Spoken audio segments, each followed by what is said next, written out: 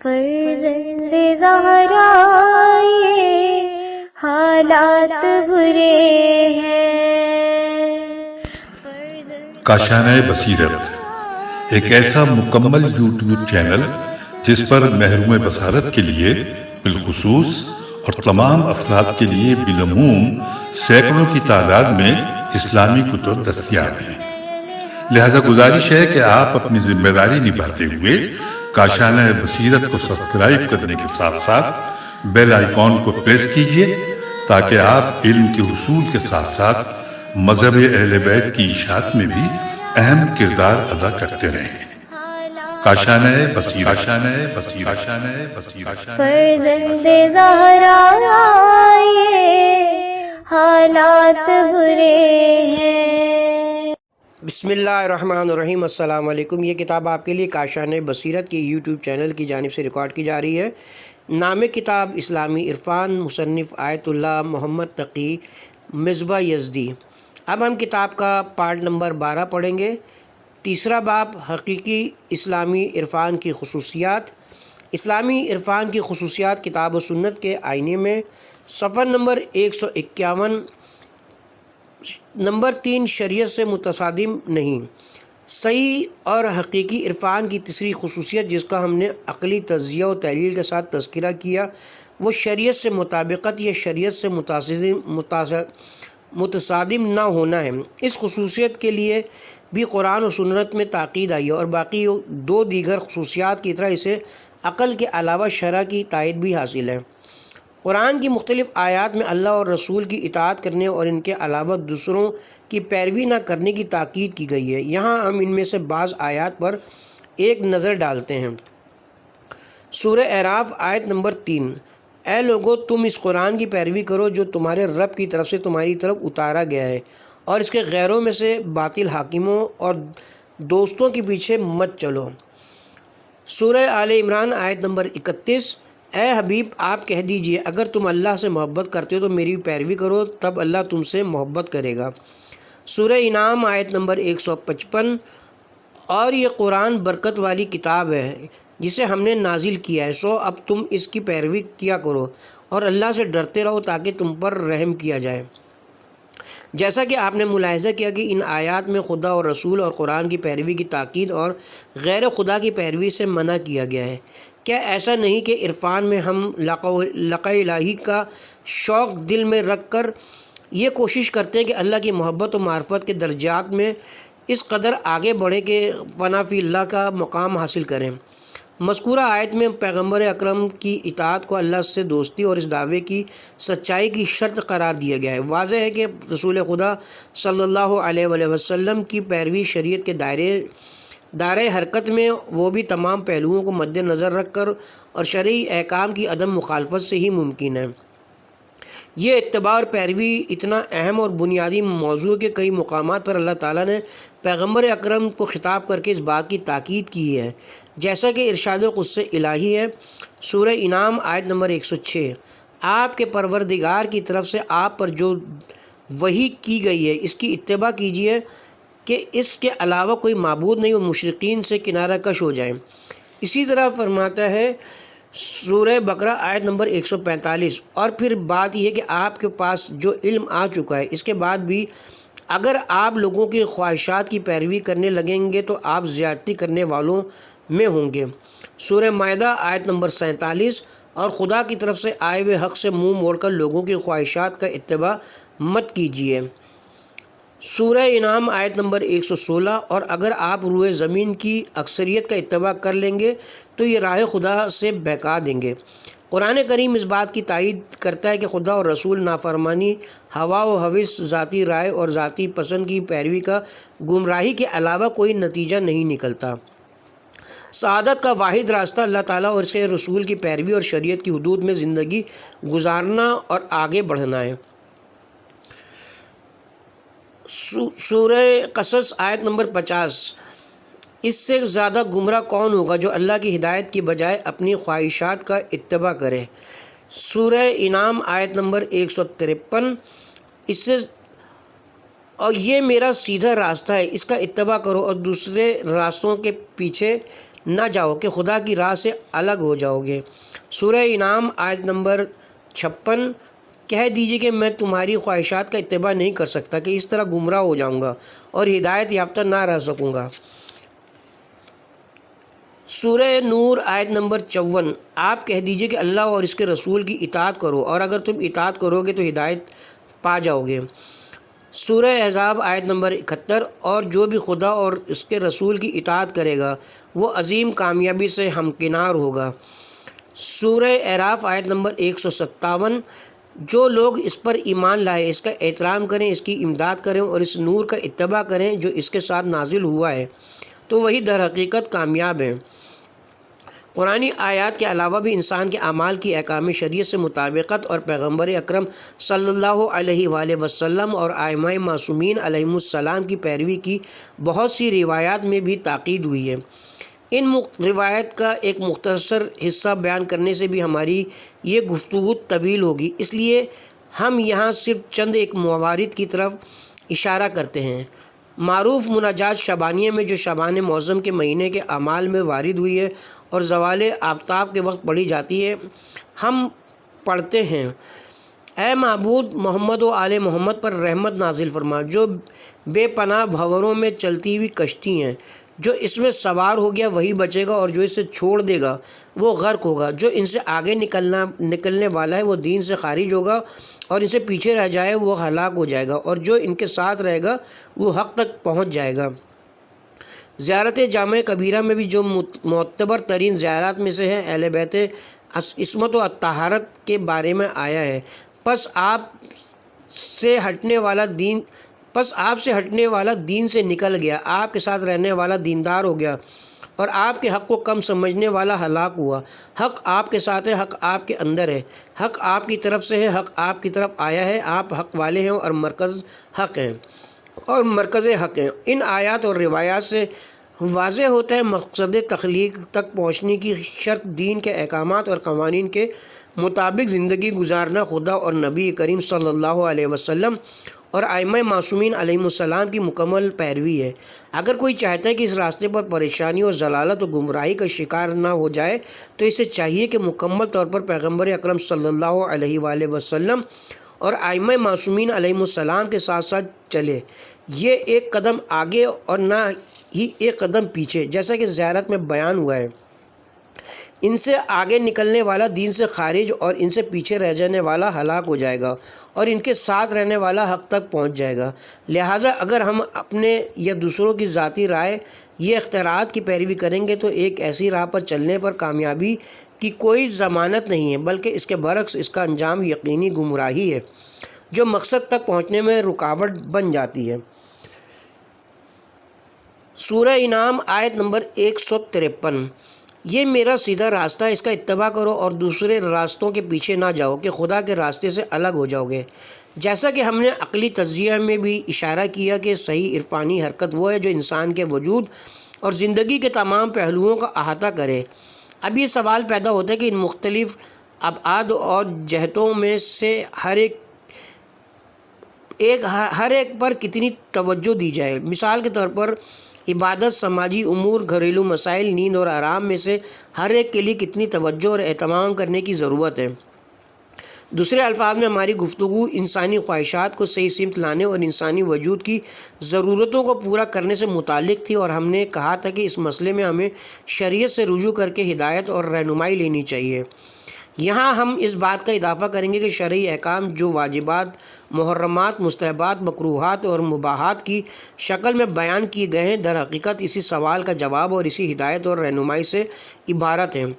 اسلامی شریعت میں تمام شعبوں اور امور، یعنی نماز سے لے کر ازدواجی زندگی، اولاد اور رشتہ داروں سے سلوک سے لے کر پڑوسیوں اور دوستوں کے ساتھ معاشرت کے علاوہ امت، امام اور دیگر سماجی مسائل میں واجبات کا ایک سلسلہ موجود ہے۔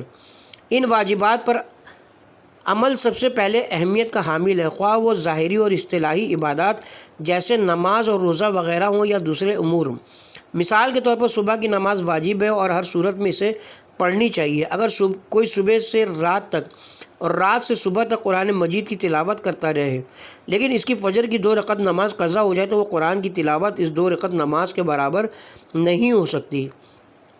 اگر اس 2 رکعت نماز کے بدلے وہ اپنے تمام اموال اللہ تعالیٰ کی راہ میں خرچ کرے تو اس کام کا وہ اثر ہرگز نہیں ہے جو صبح کی 2 رکعت نماز پڑھنے سے حاصل ہوتا ہے۔ اس لیے کوئی یہ نہیں کہہ سکتا کہ آج سے میں فجر کی نماز نہیں پڑھوں گا اور اس کے بدلے اپنے تمام اموال اللہ کی راہ میں خیرات کر دوں گا۔ یہ وہی ذاتی رائے اور اختیارات پر مبنی غلط طرز عمل ہے جو اللہ تعالیٰ کو قبول نہیں۔ جو چیز واجب ہے اس کی انجام دہی کو اولیت حاصل ہے، خواہ وہ عبادات میں سے ہو یا معاشرتی امور، سیاسی مسائل یا محض جنگ سے تعلق رکھتی ہو۔ اس سلسلے میں اس نقطے پر توجہ ضروری ہے کہ تمام واجبات ہر وقت اور زمانے میں ہر آدمی کے لیے یکساں نہیں ہوتے۔ مثال کے طور پر اگر مردوں کی تعداد جنگ کے محاذ کے لیے کافی ہو تو خواتین کو شرکت کی ضرورت نہیں ہے۔ اسی طرح جنگ کے محاذ پر حاضر ہونے کا مسئلہ ہے، یہ اس وقت واجب ہے جب کوئی جنگ ہو رہی ہو، اور اگر جنگ ہی نہ ہو تو محاذ پر جانا واجب نہیں۔ یہ لازم نہیں کہ جنگ کی صورتحال پیدا کی جائے تاکہ محاذ پر جانے کی شرعی فریضے پر عمل کیا جا سکے۔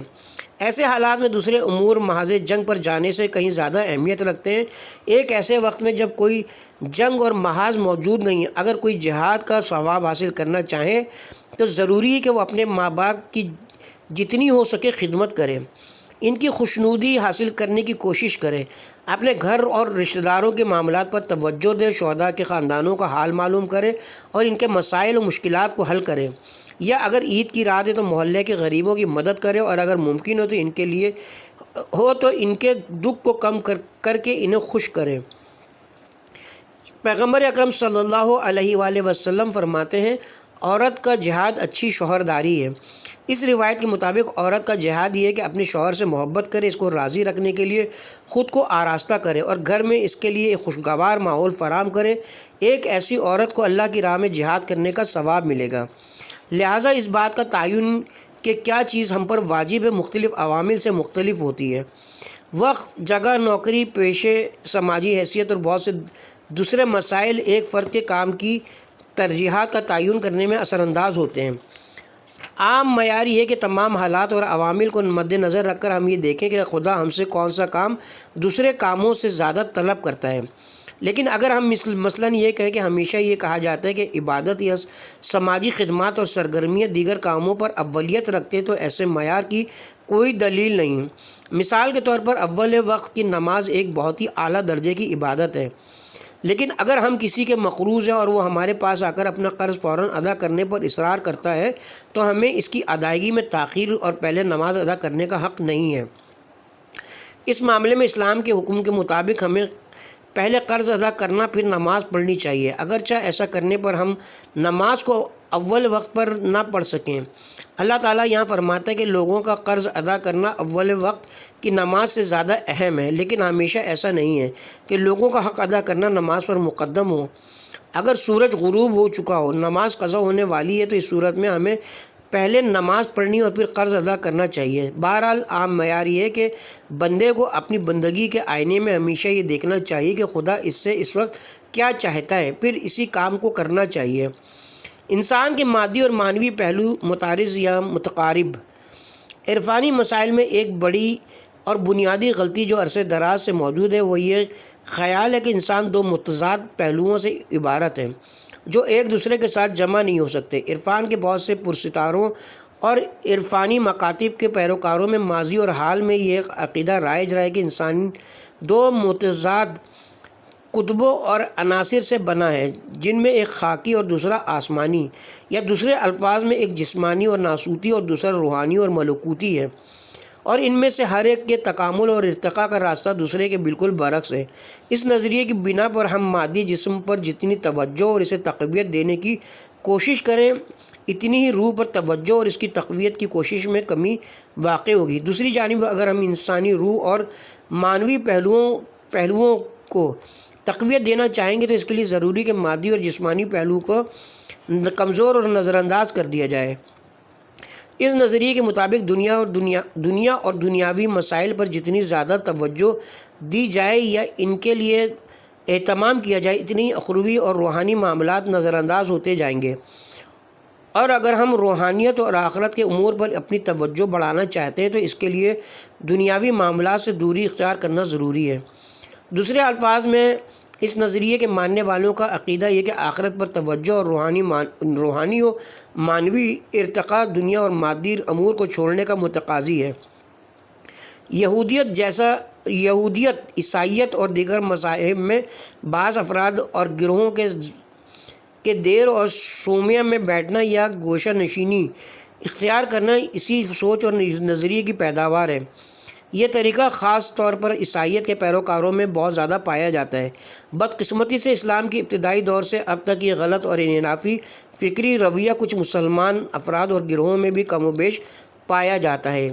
اس طرز فکر کو رائج کرنے میں اسلام ابتدائی دور میں دوسرے مذاہب سے اسلام میں داخل ہونے والے خصوصاً مسیحی اور مانوی مذاہب سے مسلمان ہونے والوں کا اہم کردار تھا، خاص طور پر عیسائیوں، اور جنہوں نے انسانیت کی تاریخ کے ساتھ اس خیال کو پھیلانے میں اہم کردار ادا کیا۔ یہ لوگ اپنی پرانی ذہنیت اور آباء و اجداد سے منتقل ہونے والی فکری اور تہذیبی ورثے کے زیر اثر اسلامی تعلیمات کی بھی اپنے مخصوص نقطہ نظر کے مطابق تفسیر کرتے تھے۔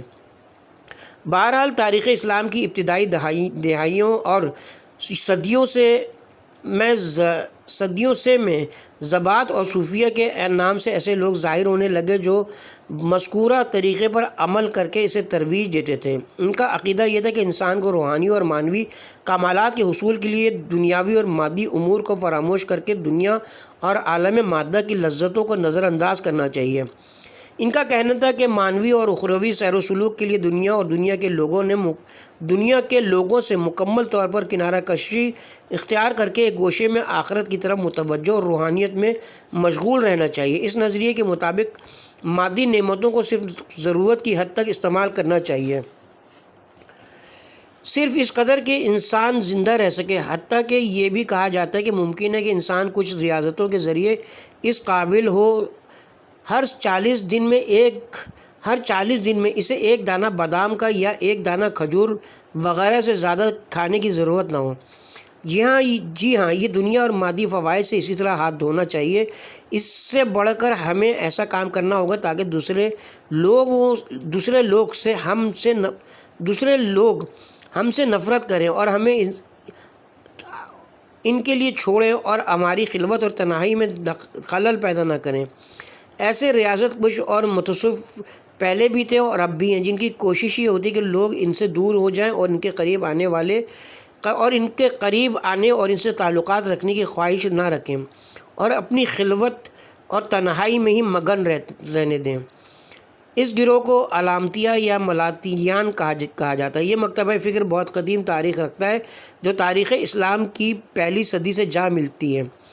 ملامتیہ کا پہلا مرکز نیشا پور شہر تھا اور اس کے مشہور قدمہ میں ابو حفص نیشا پوری، حمدون بن احمد المعروف حمدون قصار نیشا پوری اور ابو عثمان حیری شامل ہیں۔ حمدون قصار در حقیقت علامتیہ کا شیخ تھا اور یہ طریقت اسی کے ذریعے فروغ پائی۔ ملامتی مکتب فکر کی بنیاد اس نظریے پہ ہے کہ انسان کو چاہیے کہ اپنے فضائل اور نیکیوں کو چھپائے اور ظاہری طور پر ایسا رویہ اختیار کرے کہ لوگ اس پر تنقید اور اس کی عیب جوئی کریں، تاکہ وہ اپنے نیک اعمال کی وجہ سے غرور اور خود پرستی جیسی بری صفات میں مبتلا نہ ہو۔ اس گروہ کا یہ عقیدہ کہ اللہ تعالیٰ انسانوں کی اچھائی اور برائی سے آگاہ ہے، اس لیے کوئی ضرورت نہیں کہ لوگ بھی ان کی خوبیوں سے باخبر ہو جائیں۔ حمدون کے پیروکاروں کو معاشرہ اور لوگوں کے افکار و خیالات کی کوئی پرواہ نہیں تھی اور ظاہراً وہ مذہبی اصول اور سماجی رسم و رواج سے بے اعتنائی برتتے تھے۔ اگرچہ لوگ انہیں معاشرے سے دور کرتے تھے مگر وہ کسی سے کوئی لڑائی جھگڑا نہیں کرتے تھے اور ان کا یہ عقیدہ تھا کہ یہ روش نفس حیوانی کو مغلوب کرنے کا بہترین طریقہ ہے۔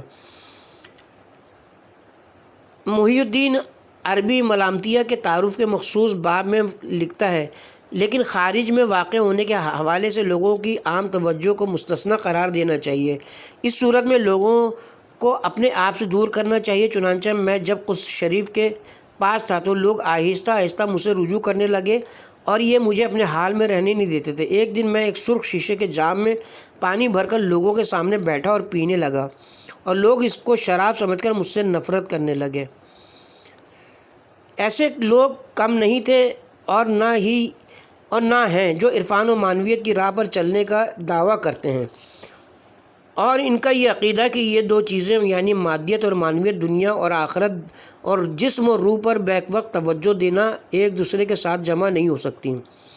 ان لوگوں کا عقیدہ یہ کہ ایسا ممکن نہیں کہ انسان صاف ستھرا رہے، خوشبو کا استعمال کرے، اپنے لیے گھر آباد کرے، سماجی مسائل، جنگ اور جہاد میں حصہ لے اور اس کے باوجود عرفانی اور روحانیات سے بھی منسلک ہو۔ ان کے نزدیک ان معاملات پر توجہ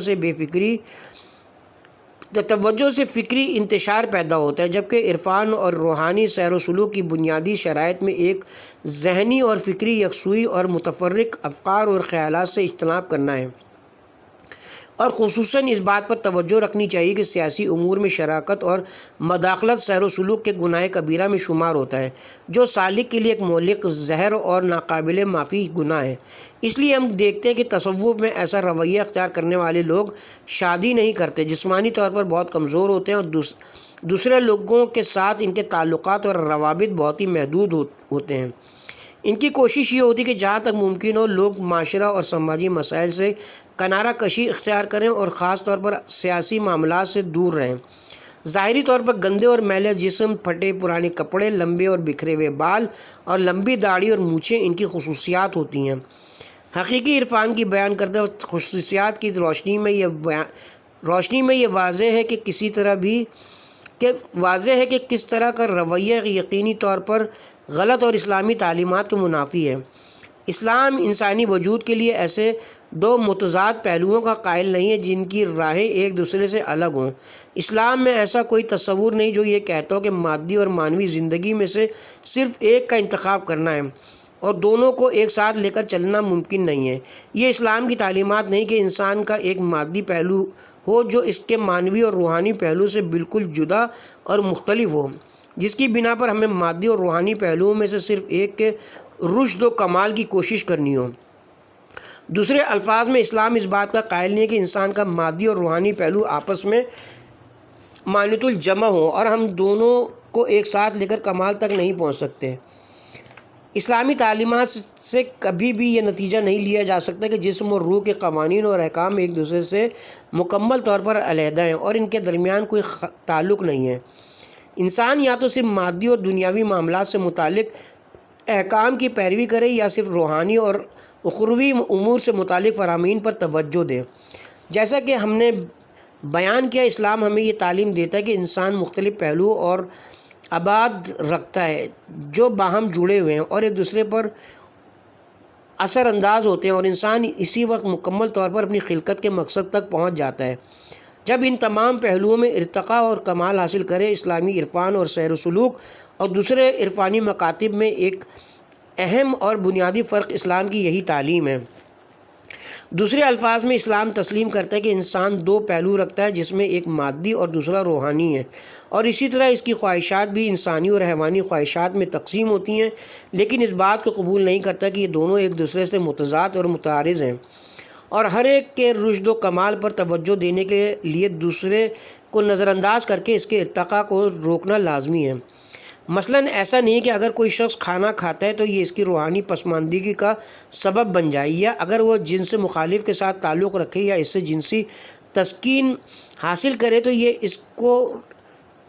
یہ اس کو روحانی کمالات سے دور کرے۔ اس کے برعکس اسلام ان دونوں پہلوؤں کو ایک دوسرے کا لازم و ملزوم قرار دیتا ہے اور اسی انسان کو کامل سمجھتا ہے جو اپنی مختلف مادی اور روحانی خواہشات کو ایک دوسرے سے ہم آہنگ کر کے جامع اور متوازن انداز میں ارتقاء اور کمال کا راستہ طے کرے۔